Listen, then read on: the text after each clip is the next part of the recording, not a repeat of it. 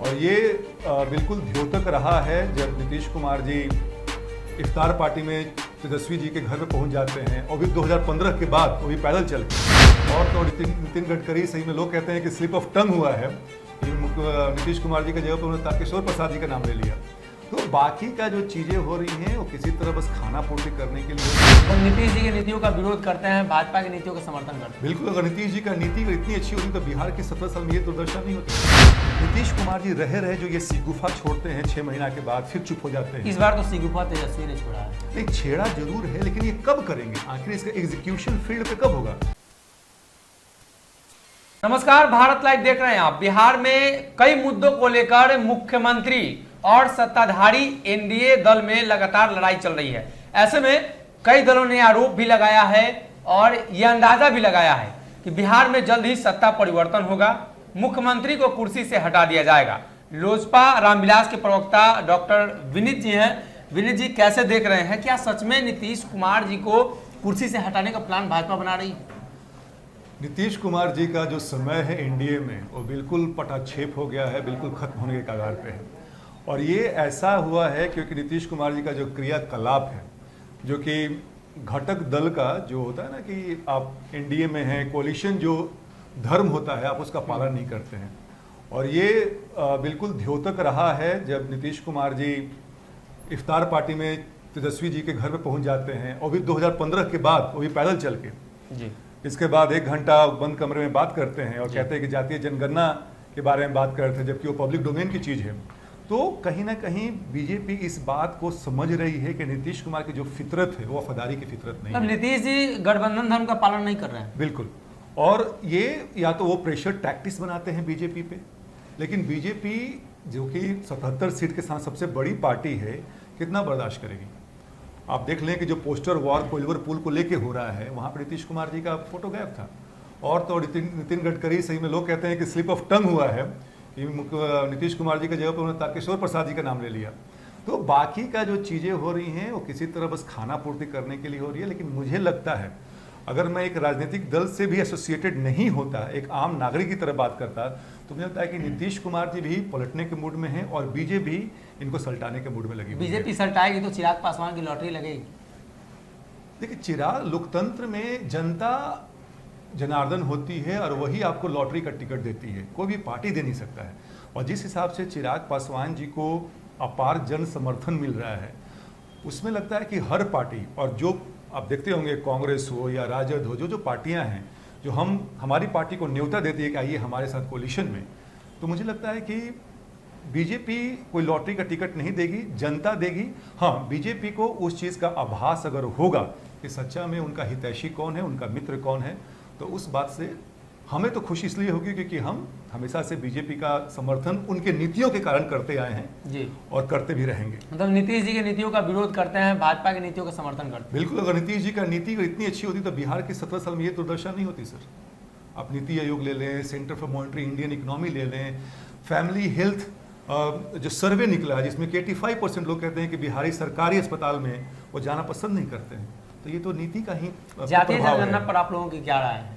हम लोग समर्थन में हैं, लेकिन जो इसके आड़ में, जो इसके ओट में जो राजनीति हो रही है, जो समय काटा जा रहा है। देखिए, 2015 में तेजस्वी जी भी 2 साल उप मुख्यमंत्री थे, नीतीश जी के साथ थे। ये काम उस समय क्यों नहीं किया गया? नीतीश कुमार जी रहे जो ये सीगुफा छोड़ते हैं 6 महीना के बाद फिर चुप हो जाते हैं। इस बार तो सीगुफा तेजस्वी ने छोड़ा है। नहीं, छेड़ा जरूर है, लेकिन ये कब करेंगे? आखिर इसका एग्जीक्यूशन फील्ड पे कब होगा?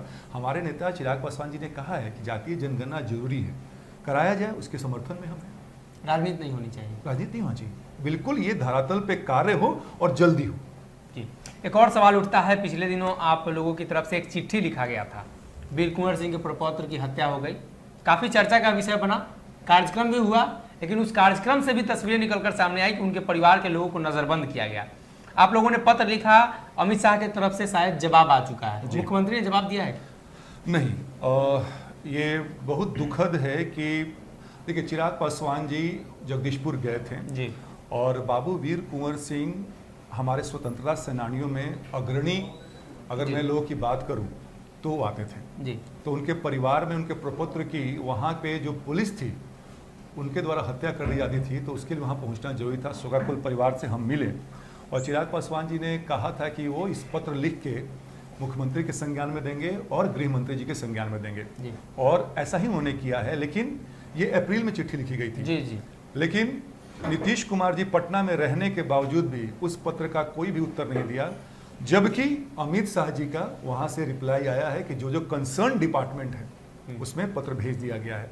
तो नीतीश कुमार जी जैसे बिहार को बिल्कुल रसातल में लेकर चले गए हैं। इनको अपने पूर्वजों जो कि बिहार को एक गौरवपूर्ण इतिहास देते हैं, उनके प्रति भी इनका कोई लगाव नहीं है। एक बार भी ये उस परिवार से मिलने नहीं गए। अरे भाई, वीर कुंवर सिंह तो एक कोई पर्टिकुलर जाति के नहीं थे, वो तो हर किसी के थे। स्वतंत्रता की लड़ाई लड़े तो उसमें तो आपको पहुंचना चाहिए था। दूसरी बात, आपने कहा कि उनके परिवार को नज़रबंद, बिल्कुल आपने सही कहा, क्योंकि उनके सबसे छोटे जो प्रपौत्र हैं कुंवर अजय प्रताप, वो हमारे मित्र हैं। उन्होंने कहा कि देखिए किसी और परिवार को जो कि एक इम्पोस्टर, इंग्लिश में एक वर्ड होता है इम्पोस्टर, मतलब बहुरूपिया जिसको कहते हैं, उनको इन्होंने क्या किया, सामान दे दिया और हम मेरे पूरे परिवार को, जिन्हें उनकी माता मतलब पुष्पा सिंह ले जाना चाहिए उनको नहीं ले जाया उनको गया। नजरबंद कर दिया गया कि अमित शाह गृह मंत्री जी का कार्यक्रम है, उसमें इनको कोई परेशानी नहीं। तो ये तो नीतीश कुमार जी को सोचना चाहिए। बिहार के मुखिया हैं, बस केवल कहने के लिए क्या। तो ये सब चीजें हैं जो कि एक बहुत खराब मैसेज जनता में जाता है। जी, नीतीश जी का संबंध तो अब आपसे सुधर रहा है। चिराग पासवान से 2-3 बार मुलाकात हो चुकी है, बातचीत भी हुई। और सनी जी, हम बार बार, चाहे हमारे अध्यक्ष भी कहते हैं कि राजनीति और व्यक्तिगत जीवन बिल्कुल अलग होता है। उसके अनुसार आउट ऑफ कर्टसी जाके पैर छूना या इफ्तार पार्टी में नीतीश जी बुलाएं और चिराग जी ने जाकर पैर छुआ, लेकिन जब बात बिहार और बिहारियों की होगी तब वो व्यक्तिगत जो रिश्ते होते हैं वो बिल्कुल अलग कर दिए जाते हैं, क्योंकि आपके नीतियों के कारण बिहार जो बिल्कुल रसाताल में पहुंच चुका है उसका हम अपोजिशन करेंगे, अपोज करेंगे। विपक्ष में रहने का ये एक सकारात्मक भूमिका हम निभाएंगे और जनता ये देख रही है। सनी जी, आपके माध्यम से मैं ये बता दूं कि कोई भी राजनीतिक पार्टी बता दीजिए जो कि सही में विपक्ष में है, चाहे राजद हो चाहे कोई और भी पार्टी हो। राजद तो विपक्ष में ना सबसे बड़ी पार्टी विपक्ष में है, लेकिन क्या वो इतनी मुखर है नीतीश कुमार जी को लेके जितना लोजपा है? कांग्रेस क्या इतनी मुखर है जितना हम लोग हैं? आपको क्या लगता है कि राजद मुखर क्यों नहीं है? नीतीश जी से संबंध अच्छा ठीक करने की कोशिश वापसी के चक्कर में है क्या राजद? और देखिए, बंद कमरे में कहानी क्या चल रही है, इस पे बिल्कुल पुख्ता बात करना थोड़ा सा मुझे लगता है एक नी जर्क रिएक्शन होगा, जिसको इंग्लिश में कहते हैं। लेकिन जो परिस्थितियां बन के उभर रही हैं, जिस हिसाब से नीतीश कुमार जी तेजस्वी जी के लिए इंतजार करते हैं, उनके घर पैदल पहुंचते हैं, मुझे ना कहीं लगता है कि कुछ ना कुछ जरूर पकड़ा है और आने वाले भविष्य में ये बिल्कुल दृष्टिगोचर होगा, जिसको आप भी देखेंगे और हम भी देखेंगे। आने वाले भविष्य में चुनाव भी है, चिराग पासवान किधर जाएंगे, क्या संभावनाएं बन रही है? हम लोग जाएंगे जनता के पास और हमारा एक विजन डॉक्यूमेंट है। उस डॉक्यूमेंट को नीतीश कुमार जी बहुत सीरियसली लेते नहीं है, इनफैक्ट सिरे से खारिज कर देते हैं। उस विजन डॉक्यूमेंट को हम लेके जाएंगे जो कि 2 साल के अथक परिश्रम के बाद बनाया गया है और जनता से मांगेंगे कि आपने राजद को आजमा कर देख लिया, आपने एनडीए को आजमा कर देख लिया, अब एक बार मौका हमें मिले। हाँ, इतना कहने के बाद मैं ये जरूर कहना चाहूंगा कि हम लोग लड़ेंगे तो जरूर गठबंधन में लड़ेंगे। चुनाव नजदीक आएगा तब चिराग पासवान। गठबंधन किन शर्तों पर होगा? हाँ, ये सवाल बहुत बढ़िया था। सर तो वही होगा कि जिसका विजन लोजपा के साथ मैच करे, मतलब जो बिहार और बिहारियों की बात करे। देखिए सर, तेजस्वी बात करेंगे तो बात बनेगी क्या? अरे हमने क्या कहा कि कोई भी पार्टी, नीतीश कुमार जी अपने नीति बदल दें जिससे बिहार का फायदा हो, हम उनके सपोर्ट में रहेंगे। कांग्रेस भी है, बाकी सभी दल ऐसा तीसरा मोर्चा बनाने की ओर प्रशांत किशोर अग्रसर है, कह रहे हैं तीसरा मोर्चा बनाएंगे।